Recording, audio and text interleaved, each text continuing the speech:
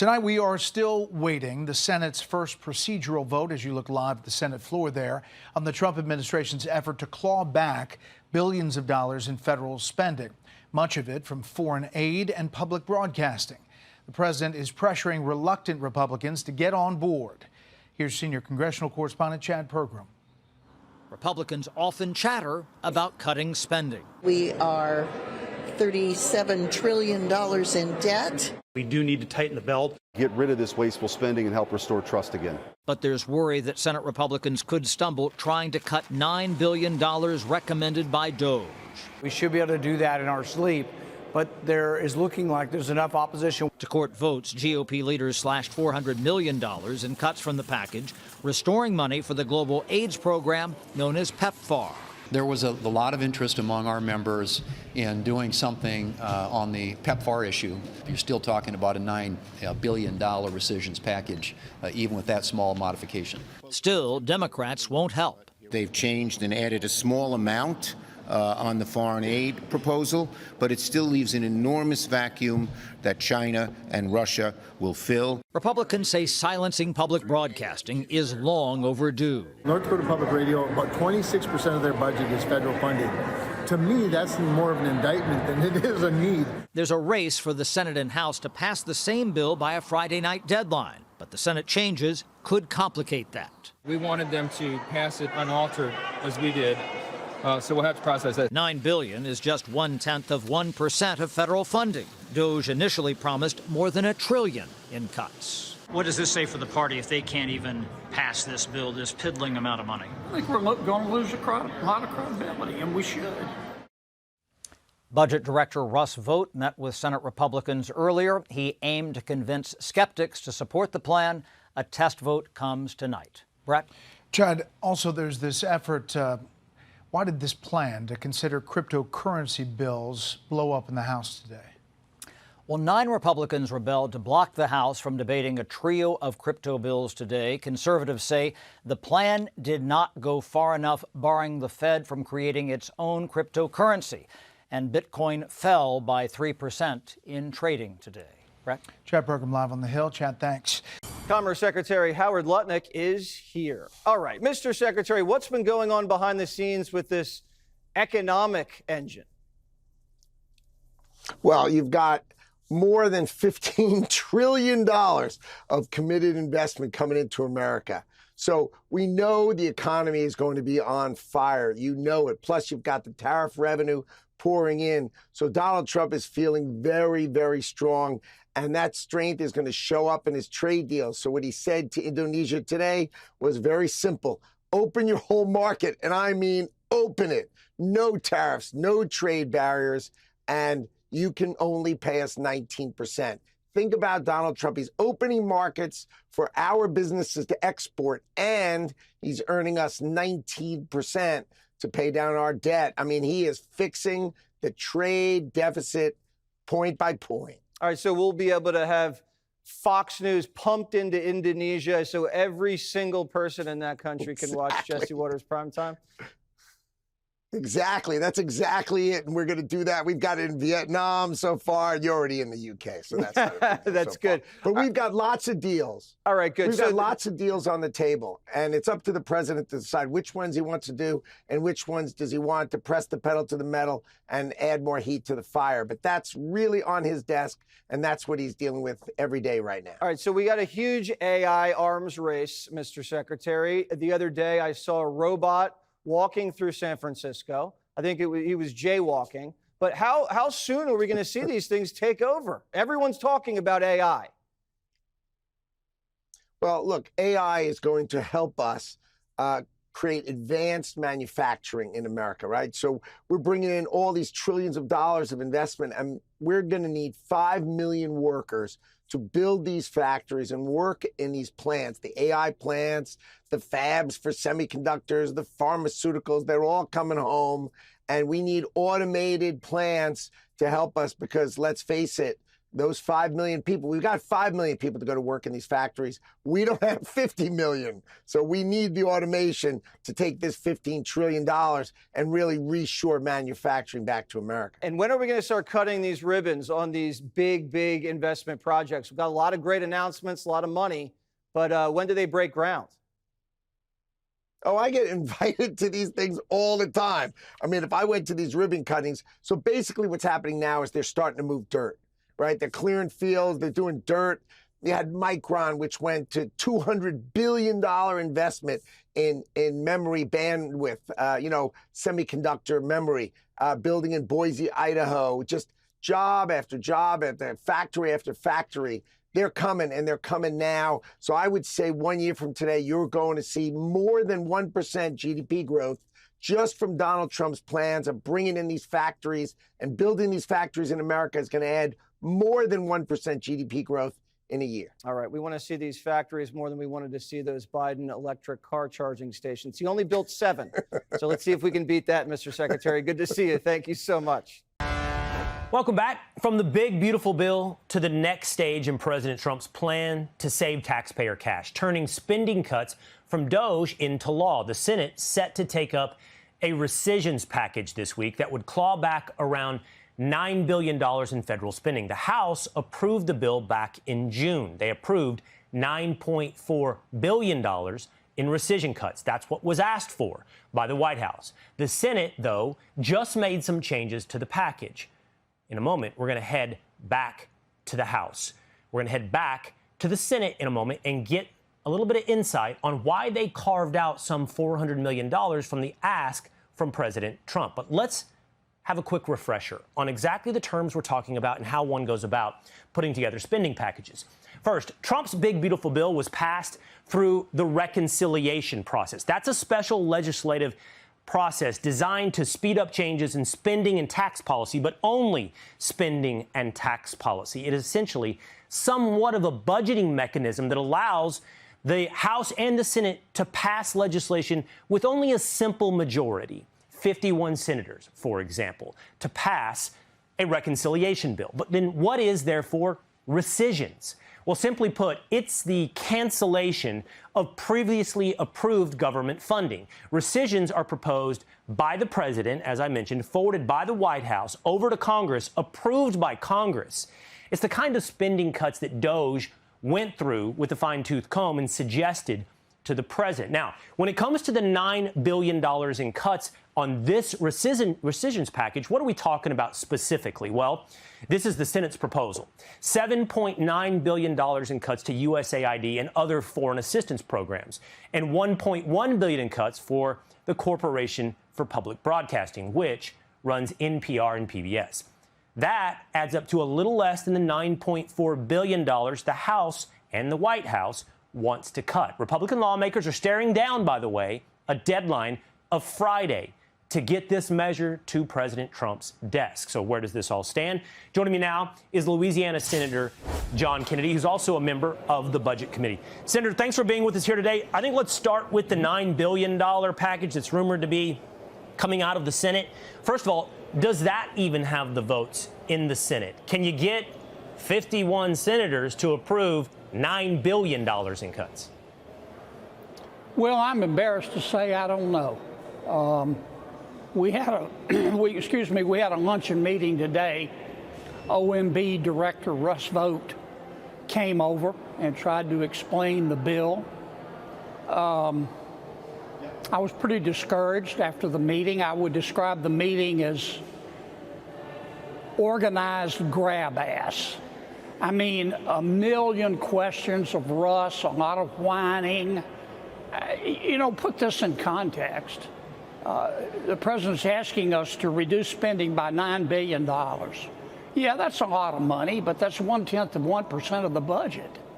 And the spending he's asking us to cut is stuff like $3.6 million for male prostitutes in Haiti, $3 million to buy condoms in Zambia, $500,000 to buy electric buses for Rwanda, just a bunch of spending porn. And I've listened to my Republican colleagues. I love them all. but I've listened to them for years, and certainly for the last 100 days since President Trump was elected, talk about the need to reduce spending. And here we are on the verge of the vote, and I don't know if it's going to pass, but I know this much after listening to all of this rhetoric about we need to reduce spending. If every Republican doesn't vote for it, we ought to hide our head in a bag, man. It's embarrassing. I share your embarrassment, Senator. I actually think it's even embarrassing to ask for the trim from the $9.4 billion that the House and the White House have forwarded over to Congress. If the Senate can only come back with $9 billion, saving $400 million for, AIDS programs in Africa seems to be the hang-up at the moment.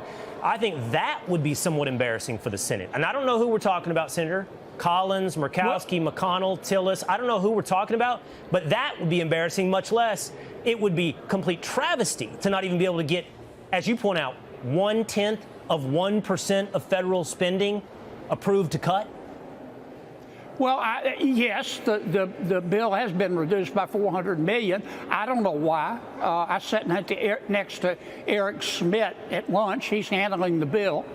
All I know is that to make one senator happy, he had to reduce the spending cut by $400 million. And I got to tell you, Will, I'm tired of paying bribes to people to do the right thing. The reconciliation bill, we got it passed, but it was nauseating. I'll tell you what I learned from that reconciliation process and all the bribes that we had to pay. In the real world, pigs get fat and hogs get slaughtered. In the United States Senate, pigs just get fatter. And if they start having to bribe senators to vote for this bill, I'm off this train. I'm not going to take a bullet train to Chumptown. Now, that means that this stuff is very reasonable. The president is asking us to cut spending porn.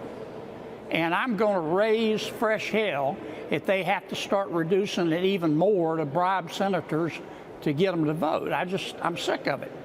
Well, it'll be refreshing to hear that hell that is raised, because one thing we don't want to hear more about is senators that talk the good game on deficit and debt problems and then vote to save $400 million headed over to Africa, or can't even put together 0.1% of our federal spending. It is certainly maybe not a surprise, but certainly enlightening. Well, what you do is what you believe, and everything else is just cottage cheese. We're about to find out what some people believe and who supports spending porn and who doesn't. All right, Senator Kennedy, we'll be watching, as you point out, and we're watching for that fresh hell. Thank you, Senator Kennedy. Also breaking tonight, President Trump says the U.S. is ahead of China in artificial intelligence, despite what others may be claiming. Also tonight, the president saying inflation is right where he thought it would be after a small increase from May to June. President once again pressuring the Federal Reserve to cut its key interest rate and is touting a new trade deal with Indonesia. Earlier, he talked about former New York Governor Andrew Cuomo's independent bid in the New York City mayor's race. Potpourri of news out of the White House. Senior White House correspondent Jackie Heinrich has it all live from the North Lawn. Good evening, Jackie. Good evening, Brett. The president out in Pennsylvania touting those investments as consumer prices heated up in June, breaking a months-long cooling streak. Might be an early sign that tariffs are making their way to Americans' wallets. China and other countries are racing to catch up to America, having to do with AI, and we're not going to let them do it. President Trump trekking to Pittsburgh to tout billions in private investment to accelerate AI development. Google pledging $25 billion to train AI models and build infrastructure. Private equity firm Blackstone pledging another $25 billion for data centers. Collectively, 20 companies committed $90 billion to power innovation in the battleground state. Today's commitments are ensuring that the future is going to be designed, built, and made right here in Pennsylvania and right here in Pittsburgh. It comes as inflation ticked up to 2.7% in June, with some signs retailers are passing off tariff burdens of cars, home furnishings, and apparel to consumers. Core inflation, excluding volatile food and energy prices, also picked up to 2.9% annually. The data in line with expectations, prompting the president to again call for interest rate cuts, prodding Federal Reserve Chair Jerome Powell. I told him he's doing a very bad job. He's way late. That's why I call him too late. Jerome Powell is too late. He's way late. interest rates should be coming down. The Treasury Secretary says work to find Powell's replacement is underway. Well, look, there's a formal process that's already starting. There are a lot of great candidates, and we'll see how rapidly it progresses. It's President Trump's decision, and it will move at his speed. Powell has resisted cutting rates, citing tariff policy uncertainty. The president announcing a deal with Indonesia Tuesday. So they are giving us access into Indonesia, which we never had. That's probably the biggest part of the deal. One of the things, as you know, they're known for is very high-quality copper, which we'll be using. President Trump says the U.S. will have free access to Indonesian markets, but Indonesia will pay 19% tariffs. It comes 1 week after the president threatened to slap that country with 32% tariffs if they did not come to an agreement with the U.S. The rest of the world seems to be taking note of this formula. The Canadian Prime Minister Mark Carney conceded today that any trade deal with the U.S. will likely not be tariff-free. Brett. And Jackie, speaking of free things, Zohran Mamdani, who promised free child care, among other things, campaigning for New York City mayor, also getting some reaction from President Trump today. That's right. The president's insult to Mamdani came alongside an expression of support for former New York Governor Andrew Cuomo to stay in the race, he said, after he lost the Democratic primary. The president branding Mamdani this. Look, he's a communist. I don't think our country is ready for a communist, but we're going to see. And I don't think that race is over yet either. You do have a couple of people running against. Mamdani is a democratic socialist, but the president apparently sees that as a distinction without a difference. Mamdani's campaign celebrated what it called Cuomo's Trump endorsement, which might also come as a surprise to New York City Mayor Eric Adams, who is also running as an independent after working across the aisle with President Trump on issues like immigration, Brett. Jackie Heinrich, live in the North Lawn. Jackie, thank you. It's a good time to check in on not just the two parties and what's happening in America and politics, but also to look at what Elon Musk has talked about. He has proposed a third way, a third party, the American party. My next guest has been involved in third-party politics. He was helped behind the scenes with Ross Perot. He is CEO of Maslansky Partners. It's Michael Maslansky. Michael, thanks for being with us here today. It's interesting where we sit today with the two parties. First, to start, it's going very well right now, objectively so, on the economic front, even on the front of international affairs for Republicans. And that's left Democrats looking for some really extreme champions. Yeah, I mean, I think that's true. Thanks for having me, Will. I think right now it is tough for the Democrats to come up with any message or any person at this point to represent a different perspective. I think what that doesn't necessarily change is the percentage of Americans that are angry with, fed up with, frustrated with the two parties that we've got today, which creates the opening for somebody like Elon Musk to step in with a third party. You know, I think that's interesting, Michael, in that people often check that box when it comes to a poll. They don't like the two parties, but I think that's often a rejection, at least socially and conversationally, of the idea of being boxed into being a partisan. They want to be independent. They want to have their own ideas. And maybe they want a third option, but history, as you well know, when it comes to the candidacy of Ross Perot, hasn't embraced the idea of a third party. So would it be different for Elon Musk and the American Party? Well, I think you're absolutely right that the idea of launching a successful third party or a third party effort has proven to be extremely difficult. I think what we see in polling is that third parties are much more popular until you put somebody at the top of a campaign. And then all of a sudden, when they have to be for things as opposed to being against things, it tends to divide people. And so I think two things can be true. It can be that there is a lot of desire for that kind of perfect candidate in the middle that doesn't represent either what the right is offering or what the left is offering, and the kind of elusiveness of actually finding that candidate or group of candidates in a party to fit that bill. I sort of reject that analysis, Michael, not to debate you or to say that you're wrong. I just think that people often pretend that they're in the middle. We always want to act like there's some kind of compromise candidate that might actually get our vote. But in real time, we're watching President Donald Trump redefine what it means to be a Republican, embracing policies that in the past have been championed by Democrats, whether or not that's tariffs or dovishness when it comes to an approach on foreign policy, or at least less interventionist when it comes to foreign policy. So I don't think Americans ask for someone who's sort of lukewarm. They just ask for someone who is unique and independent and represents their views. And I don't know, perhaps Ross Perot represented that at one time, at least to some degree of Americans. I don't know that that could be represented by Elon Musk.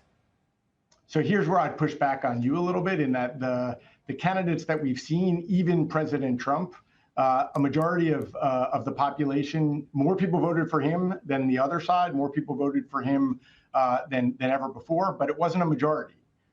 There is a majority of people who tend to vote against any given candidate. And it is based on the fact that they have not found the candidate that they want to vote for. I will say either of those things being true, Elon Musk is not going to be the solution, because the message that he's bringing to the table so far with his America Party, first of all, even assuming that he's trying to create a party as opposed to just tear down President Trump at this point, the message that he's bringing is not one that is likely to bring any significant percentage of the population to the table to vote kind of for something as opposed to just against things.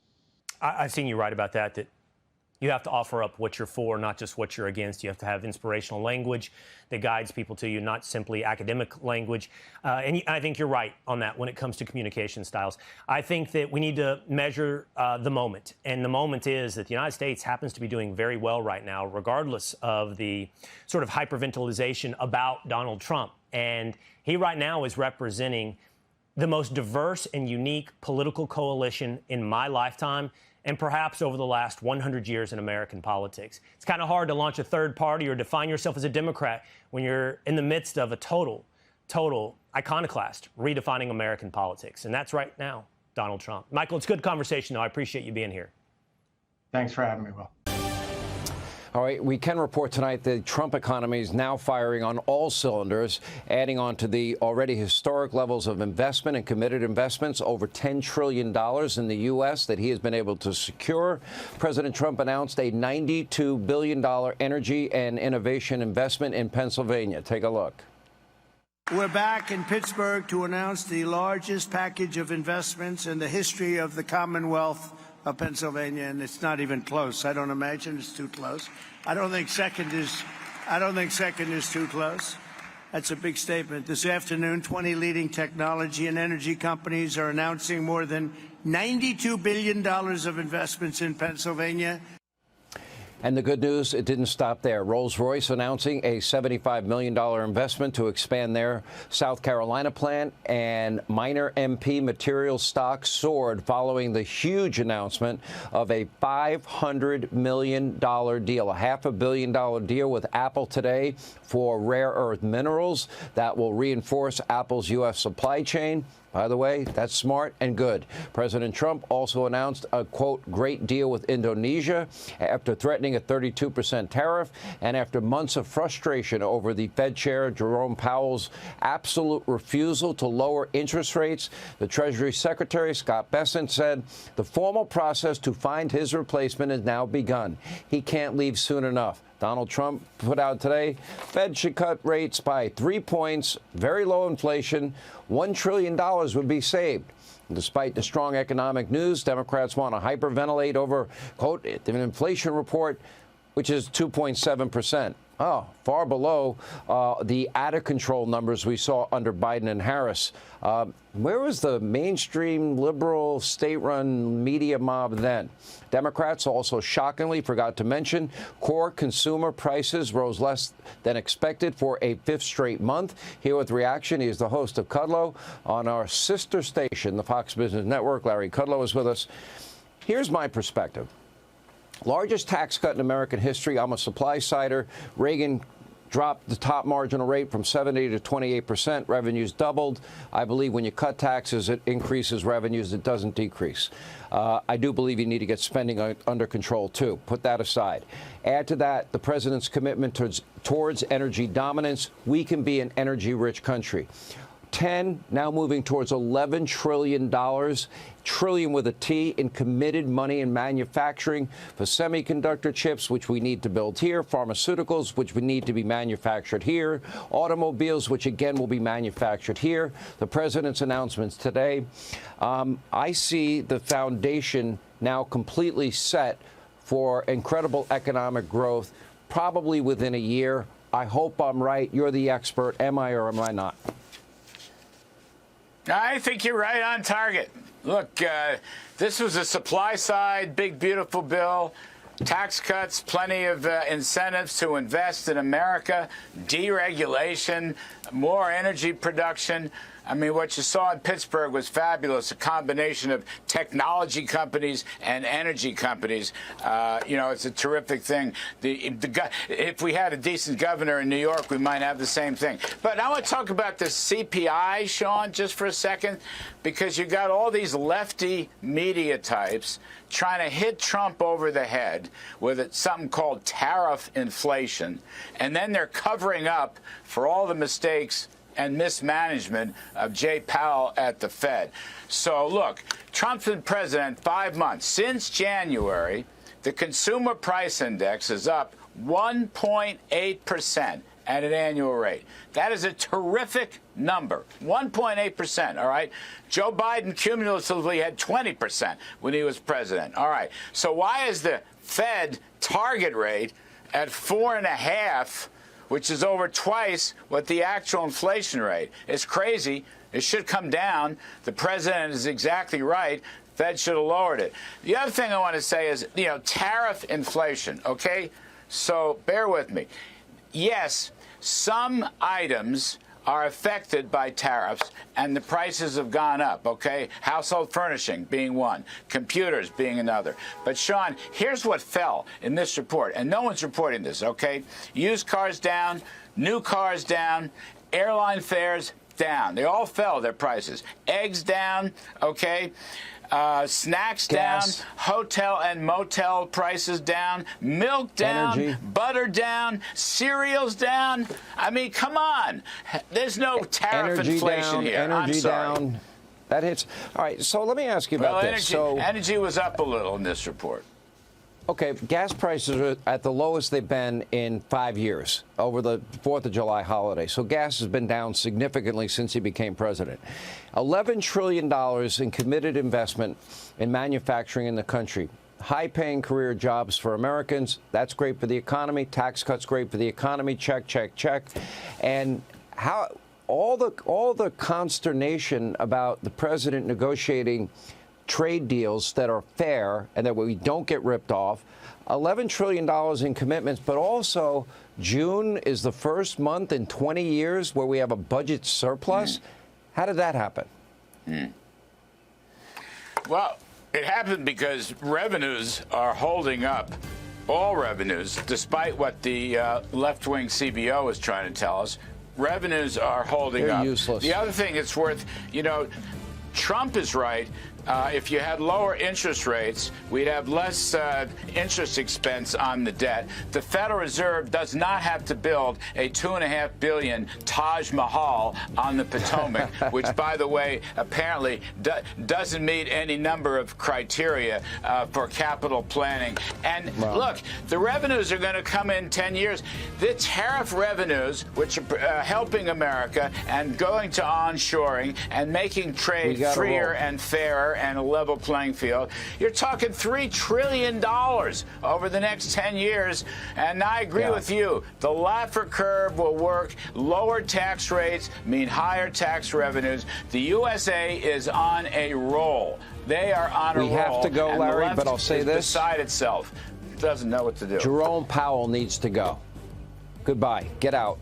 You're too political, and you're doing a horrible job. Appreciate it, Larry Kudlow. Expert and author of Unsettled Science on Substack, and welcome to our program. Good morning to you. Really enjoyed reading your piece on the Washington Times. Learned a lot from it, so thanks for sharing that. On screen, more than a dozen major companies have joined the MAHA movement. Secretary Kennedy mentioned 40% of the companies are on board. Is that those that we're seeing right now here? Well, I will say this is the latest in a string of wins for MAHA. What you're seeing for the first time in history is that the major food companies, these big food, is really back, reeling on its heels. And that has happened because Secretary Kennedy and Trump have really swept the whole field in terms of nutrition policy and health. It used to be an issue on the left that they would be defending real food, whole food, slow food, against ultra-processed foods. The Republicans have usurped all those issues. Now it's Republican moms who are advocating for whole milk, and Secretary Kennedy is arguing against sugar. That is a 180 political reverse in politics. Sure is. And what you see here is tremendous wins on the part of Maha. And, I think the next win that we really have coming up that is huge is going to be the change in the U.S. Dietary Guidelines for Americans, which is really going to have the greatest impact on the average American. Okay, so pulling those two things together, dietary guidelines and whole milk. Listen to Secretary Kennedy about that. Well, I grew up in a world where milk was the healthiest thing that you could eat. There was been an attack on whole milk and cheese and yogurt over the past couple of decades, and Brooke and our agencies are about to release new dietary guidelines in the next several months that will elevate those products to where they ought to be in terms of contributing to the health of our children. So do you support that in terms of whole milk? We have statistics that say 94% of parents serve whole or 2% milk to their school-age children at home. But what about schools? Absolutely. In schools, whole milk is still illegal. You are not allowed to give it away. And what we have now is bills in Congress and Secretary Kennedy and Secretary Rollins arguing to restore whole natural milk. You can't skim milk from a cow, right? And so what happens in schools is that's watery, tasteless milk. They end up opting for strawberry and chocolate milk, which has as much for flavor and taste, which has as much sugar as a candy bar. And these bills, and Kennedy is just asking to restore whole milk in schools. And again, where's the left on this issue? They are defending watery milk in schools, and they would side with that. I mean, who is the party on the right side of the issue? I only drink whole milk. I don't know when it became an enemy. I mean, we grew up with it. That to the side. These dietary guidelines that you mentioned, why are they so important? When will we get them? Yesterday, Secretary Kennedy said that they're going to come out in the next few months. They are so important to everyday Americans, to all of us, because what do they control? They control what goes into school foods, hospital food, food for the military, education programs, feeding programs for the elderly, and they are downloaded as the virtual gold standard by all doctors, nutritionists, dietitians. So even if you think you're not getting your nutrition advice from a .gov website, that advice is coming to you. And the fact is, as everybody knows, that food pyramid with a big bottom slab of all starches and grains, that has not contributed to good health in America. Okay. I remember being in an administration when the dietary guidelines came through, and it was big. But deal? This year, it's going to be much bigger deal this year, and for good reason. Because there's going to be actual change in the direction of good science. The science has really not been considered on saturated fats, on protein. We currently have a protein standard that is enough to keep starving African children from expiring, but that is not the amount of protein that we need for optimal health, right? And brain power when you go to school. All right. Brain power. Thank you so much. Great to see you, Nina. Great to have you. Hey, Sean Hannity here. Hey, click here to subscribe to Fox News YouTube page and catch our hottest interviews and most compelling analysis. You will not get it anywhere else.